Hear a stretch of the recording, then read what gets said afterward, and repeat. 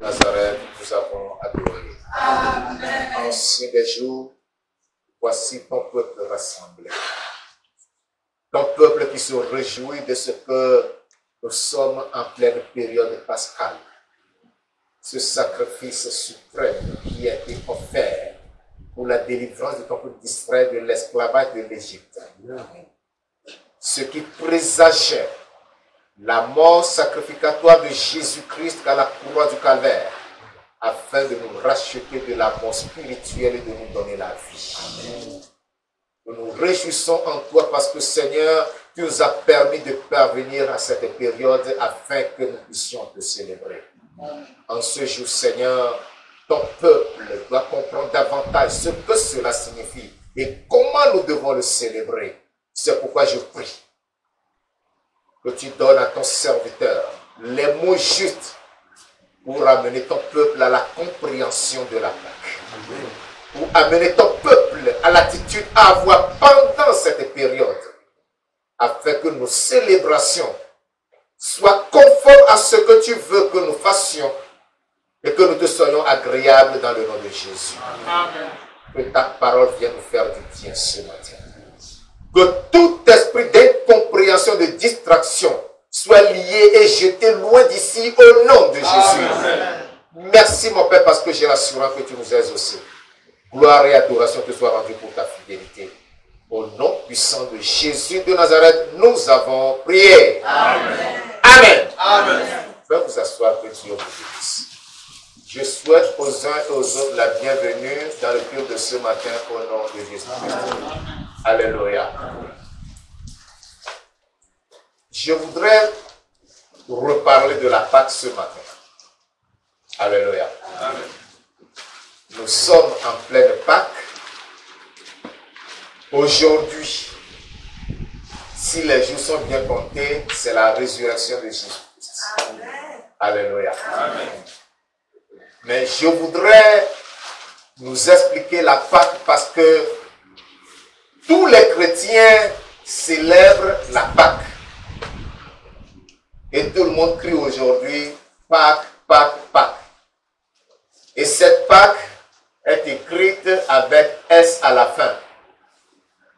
Moi, j'ai lu dans la Bible, je n'ai pas vu Pâques avec S. Alléluia. C'est pour cette raison que je veux expliquer la Pâque.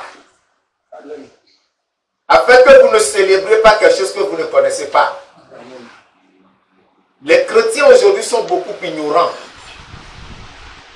Vous célébrez des choses que vous ne comprenez pas. C'est ainsi que on vous a imposé Noël que vous célébrez sans en savoir le sens.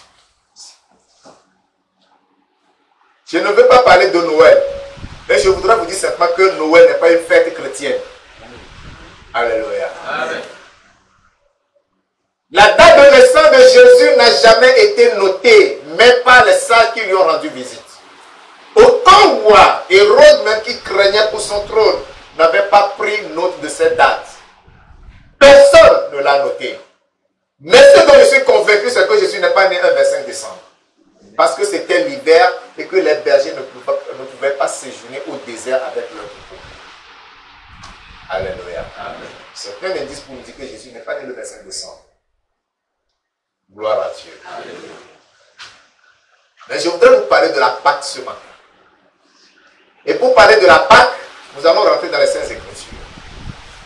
Nous allons voir la naissance de la Pâque dans les Saintes Écritures, l'origine de la Pâque. Pour cela, ouvrez vos Bibles avec moi dans Exode chapitre 12. Je vais lire du verset 1 au verset 14. Je vais lire tout le passage. Exode chapitre 12 du verset 1 au verset 14. L'Éternel dit à Moïse et à Aaron dans le pays d'Égypte: ce mois-ci sera pour vous le premier des mois. Il sera pour vous le premier des mois de l'année. Parlez à toute l'assemblée d'Israël et dites: le 10e jour de ce mois, on prendra un agneau pour chaque famille, un agneau pour chaque maison. Si la maison est trop peu nombreuse pour un agneau, on le prendra avec son plus proche voisin, selon le nombre de personnes.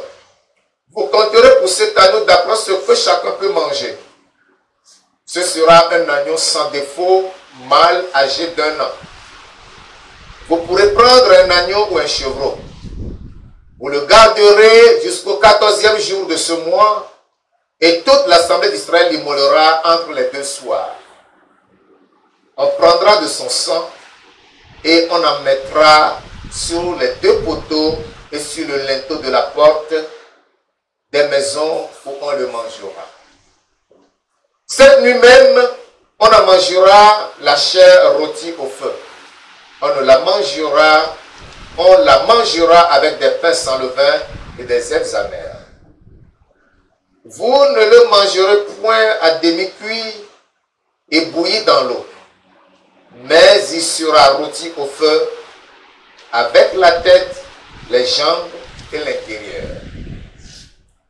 Vous n'en laisserez rien jusqu'au matin, et s'il en reste quelque chose le matin, vous le brûlerez au feu. Quand vous le mangerez, vous aurez vos reins sains, vos souliers aux pieds et votre bâton à la main, et vous mangerez à la hâte. C'est la Pâque de l'Éternel. Cette nuit-là, je passerai dans le pays d'Égypte, et je frapperai tous les premiers-nés du pays d'Égypte, depuis les hommes jusqu'aux animaux, et j'exercerai des jugements contre tous les dieux de l'Égypte. Je suis l'Éternel. Le sang vous servira de signe sur les maisons où vous serez. Je verrai le sang et je passerai par-dessus vous. Et il n'y aura point de plaie qui vous détruise quand je frapperai le pays d'Égypte. Verset 14. Vous conserverez le souvenir de ce jour et vous le célébrerez par une fête en l'honneur de l'Éternel. Vous le célébrerez comme une loi perpétuelle pour vos descendants. Amen. Amen. Alléluia. Amen. Les enfants d'Israël étaient descendus en Égypte. Joseph d'abord, ensuite son père et toute la famille. En Égypte, leur séjour devait être de 400 ans selon les prophéties dites à leur propos. Plus de 400 ans après, ils étaient encore asservis aux Égyptiens. Pendant que Moïse était en fuite à Madian, Dieu lui apparut dans le buisson pour lui dire, c'est toi qui iras sortir mon peuple de la maison de servitude. Moïse est retourné en Égypte pour faire sortir le peuple. Mais il s'est heurté à l'opposition farouche de Pharaon. Et Dieu a décidé d'infliger des plaies ou des punitions à Pharaon et à tout son peuple d'Égypte. En changeant l'eau en sang, en faisant venir sur eux des oursins, des grelons, etc., etc. Mais Pharaon s'était toujours endurci. Lorsqu'il voyait qu'une punition était devenue intenable, il suppliait Moïse, Moïse, prie pour moi, demande à Dieu d'arrêter cette plaie, je vous laisserai sortir. Mais quand Moïse priait et que la plaie cessait, Pharaon changeait d'avis. Jusqu'à cette dernière plaie où Dieu devait frapper tous les premiers-nés des Égyptiens, en commençant par le premier-né, le fils premier-né de Pharaon qui devait lui succéder, jusqu'au premier-né de son captif en prison et des premiers-nés de tous les animaux. C'était un ange destructeur qui passerait la nuit pour accomplir cela. Mais souvenez-vous que les enfants d'Israël étaient aussi en Égypte. Dieu devait faire quelque chose pour distinguer les maisons des enfants d'Israël, de la maison des enfants de Jacob, des maisons des Égyptiens. Il faudrait qu'il y ait une marque. Et la marque là se ferait par du sang. Mais pas n'importe quel sang. Le sang d'un agneau. Un agneau mâle ou un chevreau mâle âgé d'1 an, sans aucun défaut. Pas un agneau qui a une oreille coupée, une patte trop courte, ou qui n'a pas de queue, ou qui a une blessure. Non. Mais un agneau sain. cela préfigure ce qui se passerait dans le Nouveau Testament. Alléluia. L'agneau sans défaut préfigurait Jésus-Christ. L'agneau parfait de Dieu, sans défaut, sans souillure, sans péché. Parfait en toutes choses. Qui devait être immolé. Cet agneau, on le prendra depuis le 10e jour du mois. On le gardera jusqu'au 14e jour. Au soir du 14e jour, il devait être immolé. On dit entre les deux soirs. Parce que dans le calendrier de Dieu, le jour commence le soir. Alléluia. Comprenez bien. Nous sommes aujourd'hui dimanche. Ce jour de dimanche a commencé depuis hier à 18h. Et quand 18h sonnera aujourd'hui dans le calendrier de Dieu, dimanche est déjà passé. Les hommes ont renversé les choses. Ils nous apprennent à compter un jour à partir de minuit. De minuit à minuit. Alors que chez Dieu, c'est de 18h à 18h. C'est pour cela qu'il a dit, vous allez garder l'agneau. Et le 14e jour, entre les deux soirs, c'est-à-dire à partir du soir de 18h, vous allez l'immoler. Quand vous allez l'immoler, vous allez tremper les os dans le sang de l'agneau. Et vous allez marquer les encadrements de la porte de la maison où vous mangerez cet agneau. C'est-à-dire, badigeonner le linteau de la maison avec le sang de l'agneau, les deux poteaux de la porte avec le sang de l'agneau. Il leur a dit qu'ils devaient manger ça avec du pain sans levain. C'est-à-dire, ils ne devraient avoir aucun péché en eux. Le levain est le symbole du mal et de la corruption. Chose que je prendrai le temps d'expliquer dans la suite. Ils le mangeront avec des herbes amères. Les herbes amères en souvenir des temps difficiles qu'ils avaient passés dans la servitude. Des afflictions qu'ils ont subies. Les herbes amères. Ils devaient manger avec des souliers aux pieds, le bâton à la main, le manger comme ceux qui fuyaient. Ils devaient manger, ils devaient obéir à Dieu par la foi à tout ce qu'il leur demandait de faire par rapport à cet agneau pascal. L'obéissance prompte et immédiate. Alléluia. Amen. Et c'était là la condition par laquelle ils seraient sauvés. L'obéissance était stricte, rigoureuse. Tout enfant d'Israël qui aurait désobéi à cet ordre, qui n'aurait pas immolé l'agneau, s'exposerait à l'ange, à la colère de l'ange destructeur qui passerait la nuit. La même nuit, l'ange était passé. Et il y avait des cris partout en Égypte. Mais, dans les villes des Israélites, il n'y avait aucun bruit. Parce qu'il y avait la paix. La protection de Dieu était sur eux. Dieu les a sauvés. Dieu les a délivrés de cette punition mortelle. Tout cela pour nous dire qu'il viendrait après quelqu'un qui s'offrirait pour nous, pour notre rachat, pour notre rédemption. Et Dieu les instruisait en leur disant, lorsque vous serez sortis d'Égypte, cette fête-là, vous la célébrerez perpétuellement à chaque époque. Et lorsqu'ils étaient sortis, arrivés à la terre promise, la Pâque était célébrée dans chaque famille, selon que cela a été institué au départ. Chaque famille le célébrait.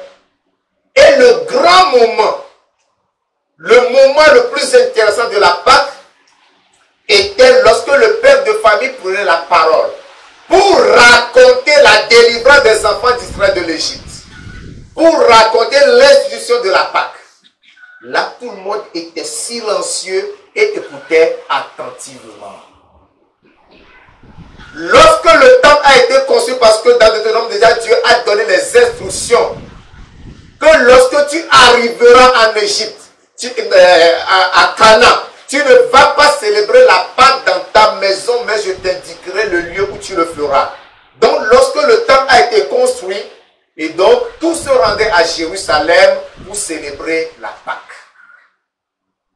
Et Jésus-Christ de Nazareth, notre Seigneur et Sauveur, depuis sa naissance, a participé à la célébration de la Pâque. À l'âge de 12 ans, quand ses parents l'ont encore amené, il s'est produit un incident. Au terme de la fête, lorsque les parents s'en retournaient, ils pensaient que Jésus était avec leurs voisins. Alors que le petit Jésus était resté dans le temple, discutant avec les docteurs et les principaux du temple. Les parents ont fait la route jusqu'à une bonne distance. Ils ne l'ont pas trouvé. Ils ont fait demi-tour, le cherchant parmi les voisins. Jusqu'à arriver au temple, ils l'ont trouvé. Oh petit, qu'est-ce que tu nous as fait? Mais, papa, maman, ne fallait-il pas que je m'occupe des affaires de mon père? Alléluia. Jésus-Christ depuis célébrait la Pâque. Et à la dernière Pâque que Jésus-Christ a célébrée, vous vous souvenez, les disciples lui ont posé la question, Maître, où veux-tu que nous te préparions la Pâque? Il a dit, allez dans la ville, rentrez dans une telle maison, demandez au maître de la maison, où veux-tu que mon maître, notre maître, célèbre la fête? Il vous montrera une maison à étage tout meublé. C'est là que nous ferons la fête. Et lorsqu'ils étaient là-bas, on nous a plus parlé d'agneau qui a été immolé, mais Jésus-Christ a pris le pain, il a rendu grâce. Alléluia. Il a rendu grâce et il a rompu et il a donné aux disciples en disant, prenez et mangez, car ceci est mon corps qui est livré pour vous. Après avoir mangé, il a pris la coupe, il a rendu grâce et leur a donné en disant, buvez-en tous, car ceci est la coupe de la nouvelle alliance. L'alliance en mon sang qui a été répandue pour vous pour la rémission des péchés. Alléluia. Ainsi, Jésus-Christ a remplacé la Pâque par la Sainte Seine.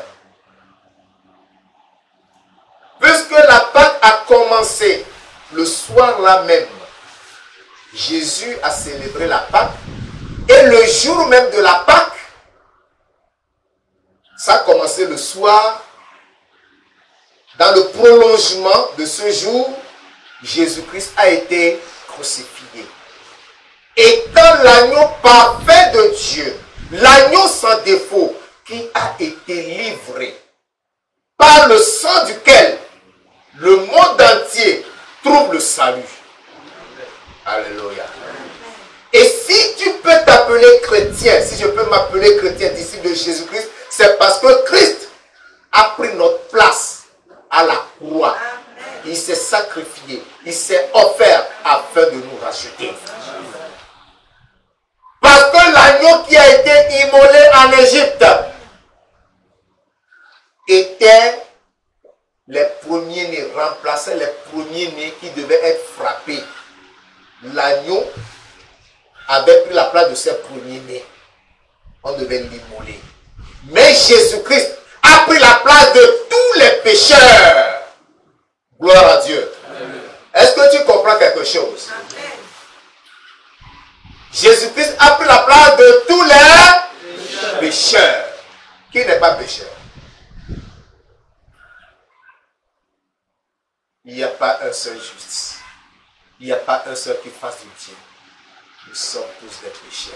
Et Jésus-Christ a pris notre place. Amen. Cette croix à laquelle Christ a été cloué, c'est vous et moi qui devons chacun en son rang être cloués. Mais Jésus-Christ a dit, Père, c'est pour m'offrir pour eux que tu m'as formé un corps. À cause de cela, je m'offre pour eux afin qu'ils soient sauvés. Amen. Alléluia. C'est pourquoi tu ne dois pas jouer avec ton salut. Es-tu sauvé? Es-tu délivré du péché? As-tu l'assurance que Christ a payé le prix pour toi et que ta vie lui est donnée? Ne joue pas avec cette expérience. Ce n'est pas la grâce que tu as rachetée. Tu n'as rien payé pour ça. Ce n'est pas parce que tu es beau que tu es sauvé. Ce n'est pas parce que tu aurais donné des millions que tu es sauvé. Ce n'est pas parce que tu aurais été gentil que tu es sauvé. Mais ce n'est pas la grâce. L'agneau pascal, l'agneau qui a été immolé en Égypte, représente la grâce de Dieu. Pourquoi la grâce? Parce que Dieu n'était pas obligé de sortir les enfants d'Israël de l'Égypte. Il n'était pas obligé. C'est par plus grâce qu'il a fait. Et puisqu'il est le Dieu qui est fidèle à son alliance. Alléluia. Puisqu'il est le Dieu qui est fidèle à son alliance, il a fait alliance avec Abraham, Isaac et Jacob. Il s'est souvenu de cette alliance et il les a sortis de la maison de servitude. Donc, Jésus-Christ a fait une alliance avec les pécheurs, disant que mon sang qui est versé est le sang de la nouvelle alliance en lequel vous avez le salut. À cause de cela, il nous sauve. C'est pourquoi l'apôtre Paul nous dira dans Éphésiens chapitre 2 du verset 8 au verset 10 que c'est par grâce que vous êtes sauvés au moins de la foi. Ce n'est pas par les œuvres afin que quelqu'un se glorifie. Alléluia. Amen. Tu ne dois pas te glorifier. C'est pas parce que tu aurais offert quelque chose. Mais c'est parce que Christ, à cause de sa miséricorde, s'est offert pour moi, pour notre place, et il nous sauve, il nous délivre du péché. La Pâque devait être célébrée en respectant un calendrier.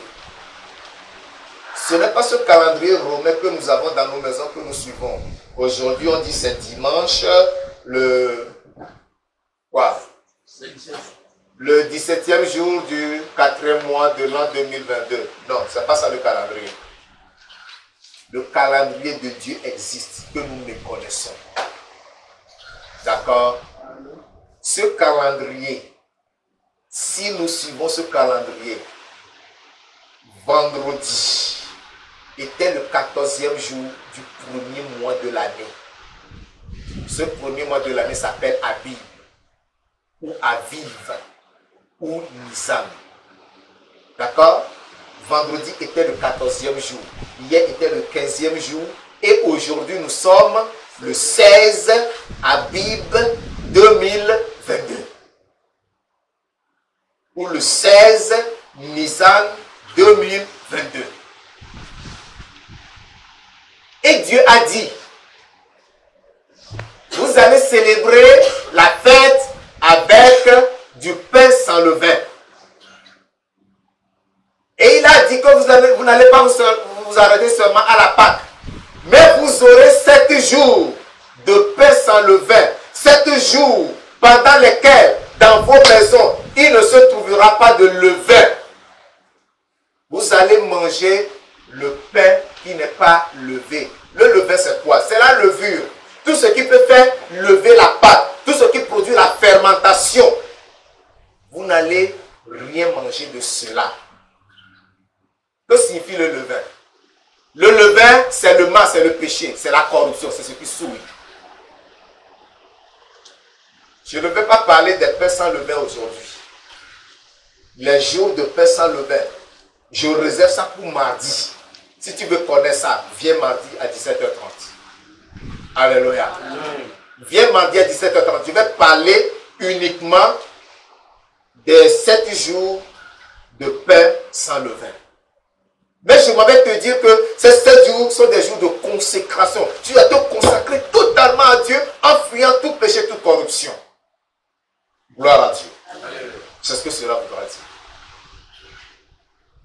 Ce matin, je vais parler uniquement de la Pâque et de Jésus-Christ. La Pâque et Jésus-Christ. déjà brossé beaucoup. Mais je voudrais revenir sur ça, aller dans les détails. Aux yeux des chrétiens, la Pâque contient un symbolisme prophétique très riche qui parle de Jésus-Christ. Le Nouveau Testament enseigne explicitement que les fêtes juives sont l'ombre des choses à venir. Toutes les fêtes juives, y compris la Pâque, c'est l'ombre des choses à venir. La Pâque, c'est l'ombre des choses à venir. Et la Bible même nous le dit dans Colossiens chapitre 2. Voyons cela, Colossiens chapitre 2, versets 16 et 17. Colossiens chapitre 2, versets 16 et 17. Dit que personne donc ne vous juge au sujet du manger ou du boire, ou au sujet d'une fête, d'une nouvelle lune ou des sabbats. C'était l'ombre des choses à venir, mais le corps est en Christ. C'était quoi? L'ombre des choses à venir. Hébreux 10, le verset 1, nous redit la même chose. Hébreux 10, verset 1, nous dit, en effet, la loi qui possède une ombre des biens à venir et non les actes représentations des choses ne peut jamais par les mêmes sacrifices qu'on offre perpétuellement chaque année amener les assistants à la perfection. La loi qui possède une ombre des biens à venir. Donc, tout ce qui se passait dans l'Ancien Testament n'était que l'ombre des choses qui devaient venir, de ces choses qui sont arrivées dans le Nouveau Testament. Donc, cela préfigurait, la Pâque préfigurait, la rédemption par le sang de Christ. Et lorsque nous voyons cet Exode chapitre 12 que nous avons lu du verset 1 au verset 14, nous allons remarquer que la Pâque, premièrement, parle de la grâce salvatrice de Dieu. Et comme je vous le disais, si Dieu a conduit les Israélites hors d'Égypte, ce n'est pas parce qu'il le méritait, mais simplement parce qu'il les aime et parce qu'il est aussi fidèle à son alliance. Il est le Dieu fidèle à son alliance. Deutéronome chapitre 7. Nous allons voir combien Dieu est fidèle à son alliance. Deutéronome chapitre 7, du verset 7 au verset 10. Deutéronome chapitre 7, du verset 7 au verset 10.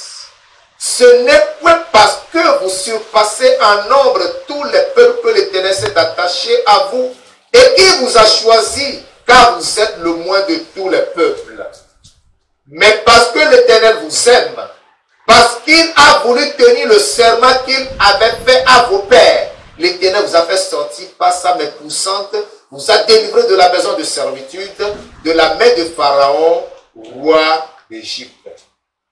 Verset 9. Ça donc, c'est l'Éternel ton Dieu qui est Dieu. Ce Dieu fidèle garde son alliance et sa miséricorde jusqu'à la 1000e génération envers ceux qui l'aiment et qui observent ses commandements. Mais il use directement de représailles envers ceux qui le haïssent et il les fait périr. Il ne diffère point envers celui qui le hait. Il use directement de représailles. Dieu use de représailles envers ceux qui le haïssent. C'est-à-dire qu'il les frappe, il les élimine, il les punit. Mais pour ceux qui lui obéissent, il reste fidèle et use de miséricorde envers eux. C'est au nom de cette fidélité à son alliance qu'il a racheté Israël. De la même manière, le salut que nous recevons, c'est par la grâce. C'est Christ qui nous l'offre à cause de son amour pour nous, à cause de sa grâce extraordinaire.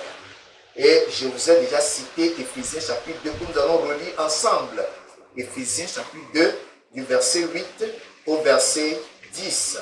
Éphésiens chapitre 2 du verset 8 au verset 10 qui dit: car c'est par grâce que vous êtes sauvés par le moyen de la foi. Et cela ne vient pas de vous, c'est le don de Dieu. Ce n'est point par les œuvres afin que personne ne se glorifie.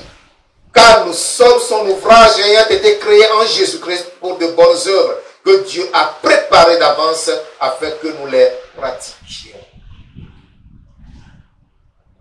Alléluia. Ma soeur, ce n'est pas parce que tu es belle que Jésus t'a racheté.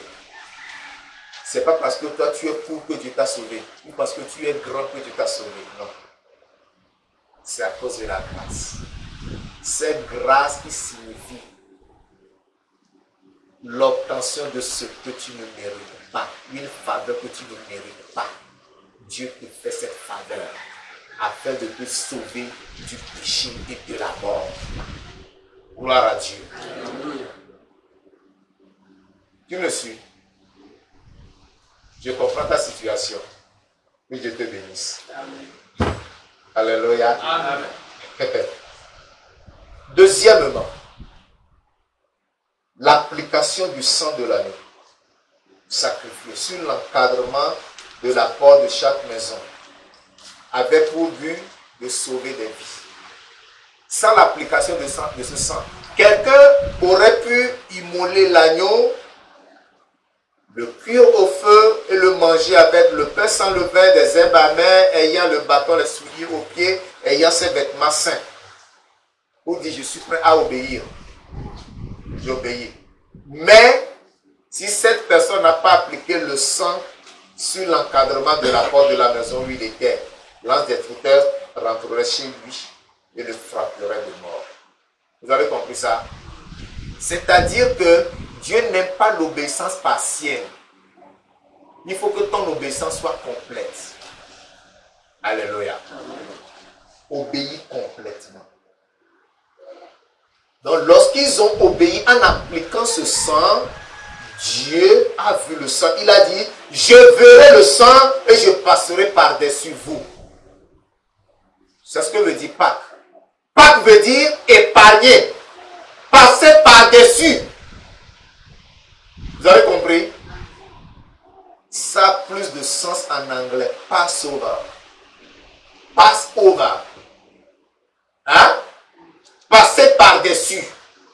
Il dit, je verrai le sang et je passerai par-dessus vous. Alléluia. Ce sang nous parle du sang que Jésus-Christ versera à la croix afin que nous soyons sauvés de la mort et de la colère que Dieu éprouve envers le péché. C'est à cause de ça que ce sang devait être versé. Hébreux 9, verset 22. Hébreux 9, le verset 22. Hébreux 9, le verset 22 dit ceci. Et presque tout d'après la loi est purifié avec du sang, et sans effusion du sang, il n'y a pas de pardon. Sans effusion de sang, si ça ne coule pas, il n'y a pas de pardon. C'est à cause de ça qu'il fallait un agneau. Et le véritable agneau, le véritable sang, c'est Jésus-Christ et son sang coulé sur la croix afin que nous soyons rachetés. Troisième raison, c'est que l'agneau pascal était un sacrifice. Cet agneau était un sacrifice qui avait pour but de remplacer les premiers-nés, comme je vous le disais dans l'introduction. Cet agneau remplaçait les premiers-nés. Ce sacrifice annonçait la mort de Jésus-Christ à la place des pécheurs. Alléluia. Dis Jésus, tu m'aimes. Dis Jésus, tu m'aimes. Je reconnais que tu m'aimes. C'est à cause de cet amour que tu t'es donné à la croix. Afin que par ton sang, je sois sauvé. Et je le suis. Gloire à ton Saint-Nom. Amen. Voilà, tu viens de faire une belle confession. Ce ne sont pas des paroles en l'air. C'est la vérité. Jésus t'aime. Il a pris ta place à la croix afin de te racheter. Paul a appelé clairement Jésus-Christ notre Pâques. 1 Corinthiens chapitre 5, le verset 7. Christ l'a appelé notre Pâques. Donc c'est la Pâque que nous célébrons. 1 Corinthiens, chapitre 5, le verset 7.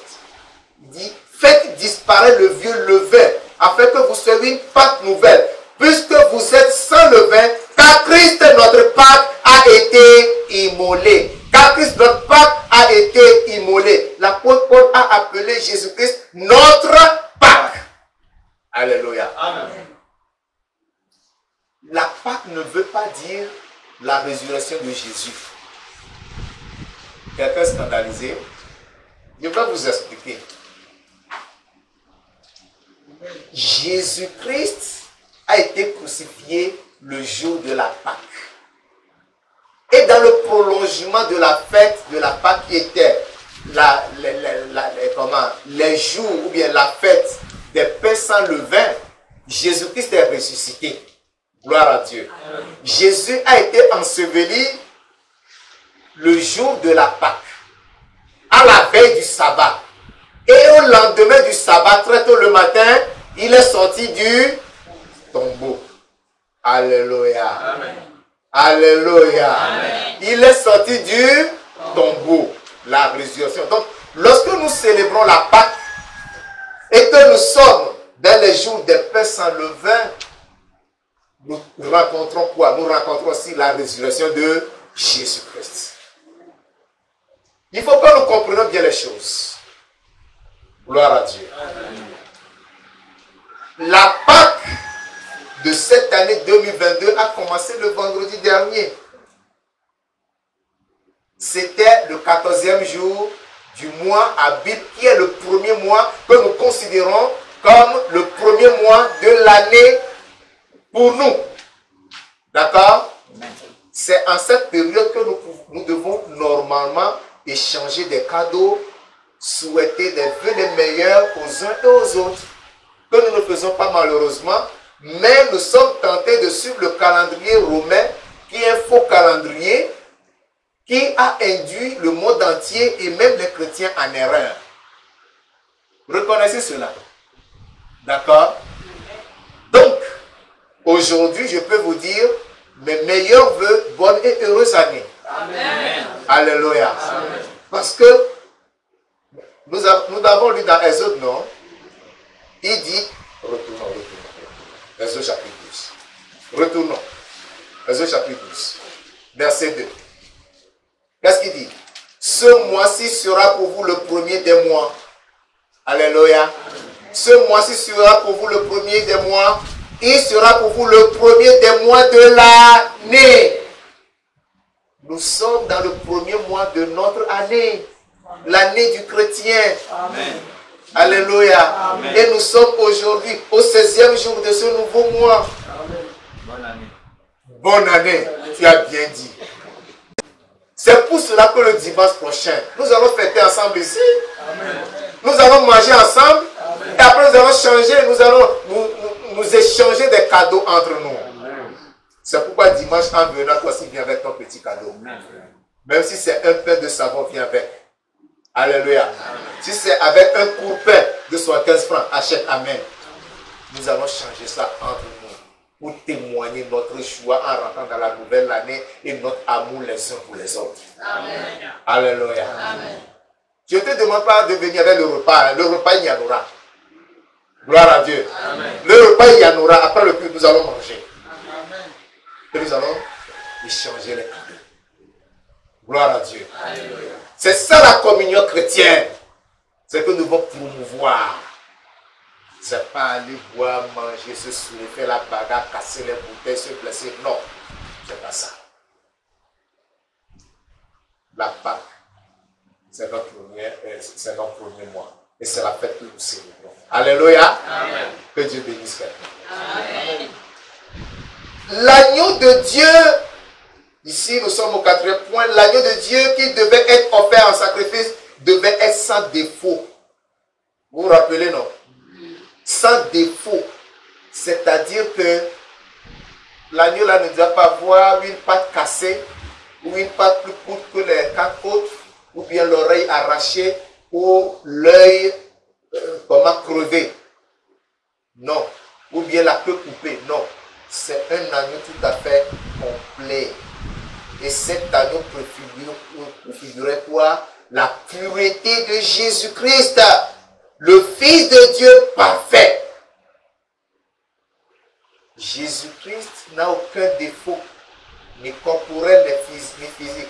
C'est pourquoi il a dit, qui de vous me convaincra de péché? Jean chapitre 8, verset 46. Il n'y avait en lui aucun péché. Il n'y avait en lui aucun défaut. Jean chapitre 8, le verset 46. Qui de vous me convaincra de péché? Si je dis la vérité, pourquoi ne me croyez-vous pas? Alléluia.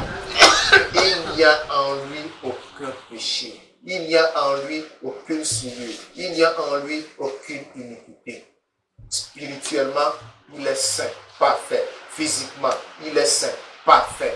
Aucune abomination, aucune souillure en lui. C'est ce que représentait l'agneau sans défaut. Gloire à Dieu. Amen. Hébreux chapitre 4, le verset 15. Hébreux 4, verset 15. Hébreux 4, verset 15. Car nous n'avons pas souverain sacrificateur qui ne puisse compatir à nos faiblesses. Au contraire, il a été tenté comme nous en toutes choses, sans commettre de péché. Jésus-Christ n'a jamais commis de péché. Il a été tenté à toutes choses parce qu'il est venu en prenant la chair humaine. Il a été tenté pendant 40 jours, 40 nuits. Il n'a pas succombé au péché. C'est pour cela qu'il nous sauve. Gloire à Dieu. Amen. Cinquième raison, c'est que la participation au repas pascal montrait que la communauté des enfants d'Israël s'identifiait à la mort de l'agneau qui les sauvait de la mort physique. Participer au repas de l'agneau, c'est s'identifier à la mort de l'agneau qui les sauve parfaitement de la mort physique. S'ils n'avaient pas participé à ce repas pascal, ils seraient frappés de mort. Vous êtes d'accord avec moi? Quand l'âge d'instruction était passé, ils les frapperaient, ils seraient morts. De la même manière, notre participation au repas du Seigneur, c'est-à-dire à la Sainte Seine, que nous allons célébrer bientôt, c'est pour cela que je voudrais encourager les uns et les autres à faire tout ce qu'il y a lieu de faire pour être qualifié à participer à la table du Seigneur. Alléluia. Amen. Certains prendront ce matin, d'autres ne pourront pas prendre parce que leur conscience leur reproche quelque chose. Mais la prochaine fois, fais en sorte que ta conscience soit libre à l'égard de toutes ces choses. Alléluia. Amen. Peut-être toi tu n'es pas encore baptisé. Je te vois, toi si tu me vois, tu dis mais pourquoi le pasteur ne parle pas de baptême? Nous parlerons de baptême. Amen. Tu seras baptisé. Amen. Et tu pourras participer. S'il n'y a rien qui te retient, tu pourras participer. Parce que ce n'est pas que du pain et du jus de raisin, mais cela représente le corps et le sang de Christ qui doivent être honorés. Alléluia. Amen. Donc de la même manière, nous aussi, en participant au repas du Seigneur, nous nous identifions à Christ dans sa mort. Gloire à Dieu. Cette mort qui nous délivre de la mort spirituelle. La mort de Christ qui nous délivre de la mort spirituelle. Et donc, ici, ce que nous devons comprendre, tout comme dans la Pâque qui a été célébrée en Égypte, où il y avait l'immolation de l'agneau, de la même manière, Christ aussi est allé à la croix. Ce sont des sacrifices qui avaient un sens réel, qui avaient d'efficacité, qui avaient des pattes réelles. Mais ce que nous faisons aujourd'hui, nous le faisons en mémoire de Christ. Parce que Christ a dit, faites-le en mémoire de moi. Et chaque fois que vous le faites, vous rappelez ma mort jusqu'à ce que je revienne. Mais nous ne devons pas aller avec des inventures. et le prendre n'importe comment. Il nous faut être sincère, être saint, être juste et droit devant Dieu. Alléluia. Que le Seigneur nous fasse grâce. Amen. 6e élément. L'aspersion du sang de l'agneau sur l'encadrement de la porte de la maison, il devait célébrer la Pâque. Était un acte de foi et d'obéissance. C'était un acte de foi et d'obéissance. Cela nous interpelle. Parce que c'est parce qu'ils ont eu la foi, qu'ils ont obéi, qu'ils ont été rachetés. Donc, toi aussi, en tant que chrétien, ce n'est pas parce que nous sommes sous la grâce que tu vas fouler au pied la parole de Dieu d'une n'importe comment. Tu dois obéir à la parole et avoir la foi en cette parole.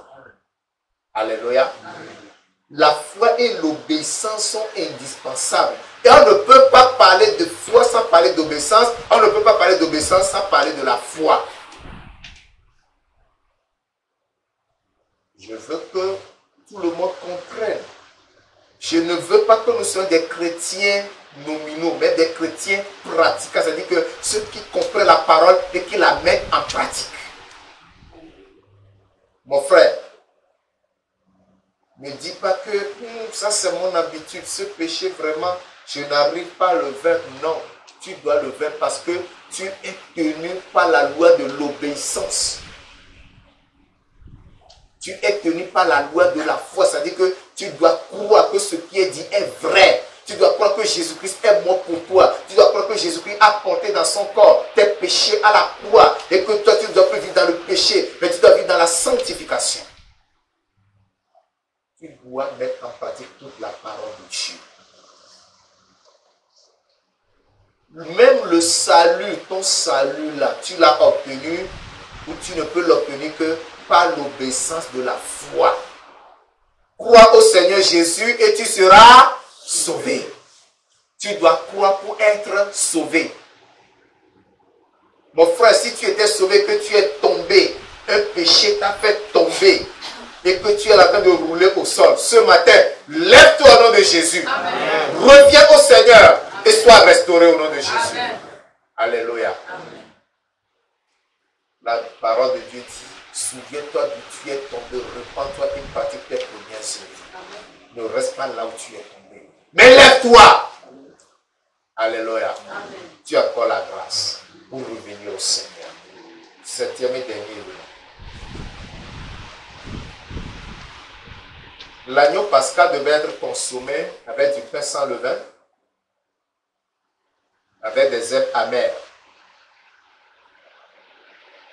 J'ai déjà expliqué ça dans l'introduction, mais je reprends ici. Le pain sans levain, ça voudra dire que d'abord le levain symbolise quoi? Je l'ai dit plusieurs fois déjà, le péché et la corruption. Le mal, la corruption. La mauvaise chose. C'est-à-dire la corruption, c'est ce qui se gâte. Ou bien c'est ce qui gâte ou qui affecte. Donc le péché nous affecte. Le péché détruit notre nature. Dieu nous a créés à son image, mais le péché a déformé notre image. C'est le levain là. Ce que nous pouvons appeler la levure que les boulangers utilisent. Ou bien quand maman veut faire le gâteau pour nous réjouir à la maison. Cette levure qu'elle met dans la pâte pour faire lever la pâte.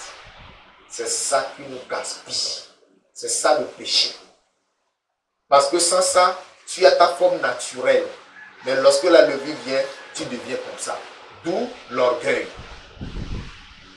Les abominations. Tout sortes de péchés. Mais on dit de manger l'agneau sans levain. Ce qui voudra dire que nous aussi devons célébrer notre Pâque sans souillure, sans péché, sans iniquité. Ce matin, tu es venu ici. Toi-même, tu sais comment tu as passé la nuit. Tu sais ce que tu as fait la nuit avant que le jour ne se lève. Bien, ce matin, tu sais ce que tu as fait avant de venir ici. Là où tu es, ta conscience te condamne. Mais tu as la grâce que l'agneau a été immolé. Son sang ne peut te purifier. tu vas recevoir la purification de tous tes péchés avant de retourner chez toi. Alléluia. C'est pour cela que tu es venu. Tu ne pourras pas repartir avec les péchés. Non, ce n'est pas possible. Tu dois repartir étant totalement purifié. Amen. Le pain sans levain représente quoi? La séparation des rachetés délivrés de l'esclavage de l'Égypte. Plusieurs chrétiens demeurent encore dans l'esclavage de l'Égypte aujourd'hui. L'esclavage de l'Égypte, c'est quoi? C'est l'idolâtrie. C'est la cupidité. C'est l'impudicité. C'est le mensonge. C'est le vol. C'est tout ça de péché. Mais Christ, notre Pâque, a été immolé pour que nous aussi, nous soyons séparés du monde pécheur et nous consacrer à Dieu. Alléluia. Consacre ta vie à Dieu. C'est pour cela que je vous dis mardi, je vais parler de la fête des pains sans levain qui s'étendait sur 7 jours, dès le premier jour de la Pâque. Ça dure 7 jours. Je vais parler de ça. Afin que tu comprennes que tu es sauvé pour que ta vie ne t'appartienne pas, mais que ta vie appartienne à Jésus-Christ. C'est pour cela que mardi, tu dois être ici. Alléluia. Amen. Il faut que tu sois là mardi pour apprendre cela. Alléluia. Amen. Jésus nous aime. Il veut nous faire du bien. Lisons pour terminer 1 Corinthiens chapitre 5, versets 6 à 8. 1 Corinthiens 5, versets 6 à 8. C'est bien d'entendre que vous vous glorifiez. Ne savez-vous pas qu'un peu de levain fait lever toute la pâte? Faites disparaître le vieux levain afin que vous ne soyez pas nouvelle. Le vieux levain de péché. Faites-le disparaître. Faites disparaître le levain de la jalousie. Faites disparaître le levain de l'envie. Faites disparaître le levain de l'hypocrisie. Faites disparaître le levain du mensonge. Afin que vous deveniez une pâte nouvelle. Puisque vous êtes sans levain, car Christ, notre Pâque, a été immolé. Célébrons donc la fête. Non avec du vieux levain, non avec un levain de malice et de méchanceté, mais avec des pains sans levain, de la pureté et de la vérité. Amen. Alléluia. Amen. Je ne sais pas ce que tu veux que je te dise d'autre, mais tu sais déjà que Christ est ta Pâque qui a été immolé afin que tu sois racheté. Lève-toi et va à lui ce matin. Pour que tu sois vraiment racheté, pour que tu sois totalement consacré pour le servir la vie en toute sainteté et humilité tous les jours de ta vie. Prions le Seigneur. Lève-toi et parle au Seigneur ce matin. Parle au Seigneur ce matin. Tu dois te réjouir en Christ ce matin parce qu'il a pris ta place à la croix. Même tes parents qui ne sont pas encore sauvés, Christ a pris leur place à la croix et ils seront sauvés. Le sacrifice de Christ ne sera vain dans aucune de nos familles. Tu es racheté, c'est pour que tes parents aussi soient rachetés. Ils ne périront pas dans leurs péchés. Ils ne mourront pas dans leurs abominations. Toi-même, tu ne mourras pas dans tes péchés. Car Christ, notre Pâque, a été immolé. Tu seras sauvé. Tu seras délivré. Tu seras libéré. Tu seras régénéré. Tu seras transformé. Tu auras une nouvelle vie.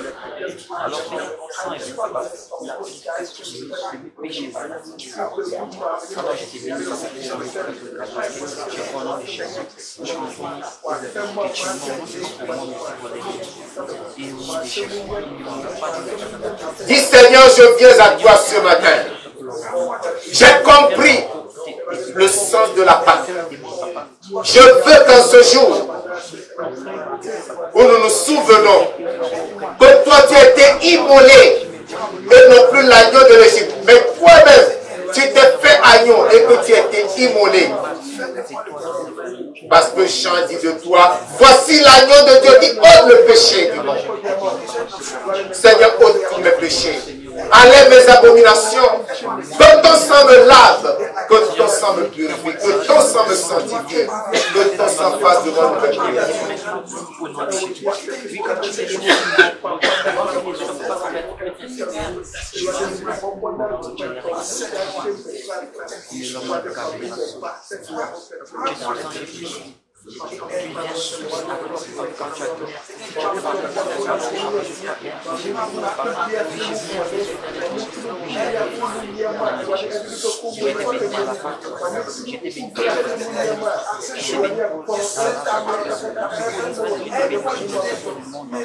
Au nom de Jésus-Christ de Nazareth, nous prions. Quelqu'un ici a besoin d'être restauré. Tu étais sauvé, affermi dans la foi, aimant le Seigneur. Mais tu reconnais que tu es tombé. Et ce matin, tu as besoin d'être relevé. Je veux prier pour toi. Gardons les yeux fermés. Si tu es dans le cas, lève ta main, je vais prier pour toi et que tu sois restauré. Au nom de Jésus-Christ, nous prions. Amen. Dieu Tout-Puissant, je veux te dire merci ce matin pour tes enfants. Je te les présente. Ils reconnaissent qu'ils étaient tombés. L'ennemi a triomphé d'eux, mais ce matin, ils reviennent à toi. Car Christ notre Pâque a été immolé afin de nous racheter. Je te les recommande ce matin, Seigneur. Pardonne tous les péchés qui les a fait tomber. Par ton sang, Seigneur, lave-les et purifie-les. Et fais-les lever de cette chute au nom de Jésus-Christ. Restaure-les, mon Dieu, mon rocher. Que ton esprit se descende sur eux. Et les restaure. Et les fortifie. Et les donne de marcher triomphalement en écrasant sur leurs pieds le péché et les démons qui les ont fait chuter au nom de Jésus-Christ. Merci pour leur restauration. Merci pour leur rétablissement. Merci pour leur relèvement. Reçois la gloire pour ta fidélité. Au nom de Jésus-Christ, nous avons prié. Amen. Amen. Baissez les mains. Nous continuons. Nous gardons les yeux fermés. Toi, tu n'as même pas encore rencontré Jésus. Tu n'as même pas encore fait l'expérience de salut avec le Christ. Ce que tu as écouté ce matin, tu t'es dit, oh, c'est vrai ça, donc c'est comme ça. Oui, c'est comme ça. Jésus-Christ a pris ta place à la croix afin que toi, tu ne sois plus condamné à la mort, mais que tu sois sauvé. Et tu veux ce salut ce matin. Tu veux, c'est-à-dire, tu veux la purification de tes péchés. Tu veux le pardon de péchés. Tu veux te réconcilier avec Dieu ce matin. Je veux prier avec toi. Est-ce que tu peux lever la main? Merci, que Dieu vous bénisse. Vous allez répéter après moi. Jésus-Christ de Nazareth. Vous répétez avec conviction, d'accord? Jésus-Christ de Nazareth. Je reconnais que tu es l'agneau parfait de Dieu qui a pris ma place à la croix afin de me racheter. C'est pourquoi je viens à toi ce matin. Pardonne tous mes péchés. Par ton sang, lave-moi, purifie-moi et délivre-moi. Jésus-Christ, je t'invite maintenant, viens dans mon cœur. Je t'accepte. Tu es mon Seigneur et mon Sauveur personnel. Je te donne ma vie. Règne sur ma vie. Je rejette le péché et je t'embrasse pour être pour toujours avec toi. Merci parce que tu m'as exaucé. Amen. Gardez vos mains levées, je vais prier pour vous. Père, dans le nom de Jésus, merci pour tes enfants qui sont venus à toi ce matin.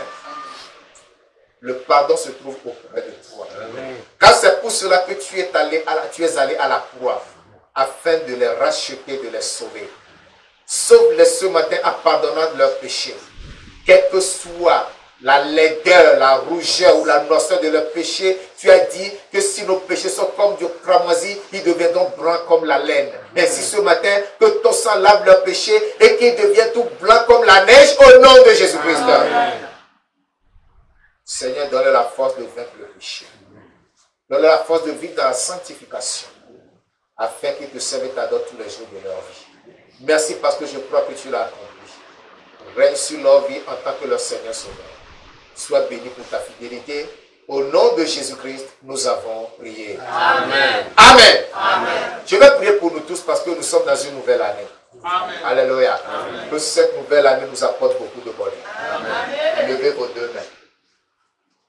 Père, dans le nom de Jésus de Nazareth, je vais te dire merci ce matin pour ton peuple ici rassemblé. Amen. Je conduis tout ton peuple à tes pieds. Puisque nous sommes dans une nouvelle année, il nous faut rentrer dans cette nouvelle année avec un cœur renouvelé. C'est pour cela que je réclame le sang de Christ sur chacun de tes enfants, afin que tous leurs péchés soient lavés, que toutes leurs iniquités soient pardonnées, et que tu fasses de nouvelles créatures au nom de Jésus. Amen. Permets que, Seigneur Dieu Tout-Puissant, chacun de nous puisse rentrer en cette nouvelle année avec un cœur totalement renouvelé, transformé à ton image, au nom de Jésus. Amen. Que la paresse, la négligence et l'indifférence qui nous animait, Père de gloire, soient chassés de nos vies au nom de Jésus-Christ. Saint-Esprit, remplis tes enfants afin que, Père, nous puissions marcher avec toi en nouveauté de vie en cette année. Et que tout le bonheur et toute la bénédiction que tu as préparée pour nous, nous accompagne en cette année au nom de Jésus-Christ. Donne à tes enfants la santé. Donne à tes enfants la force. Donne à tes enfants la prospérité. La bénédiction, l'élévation. La gloire et le succès au nom de Jésus-Christ. Merci parce que je crois que tu l'as accompli. Que ton nom soit magnifié, que ton nom soit exalté. Alléluia, te soit rendu pour ta fidélité. Au nom de Jésus de Nazareth, nous avons prié. Amen. Amen.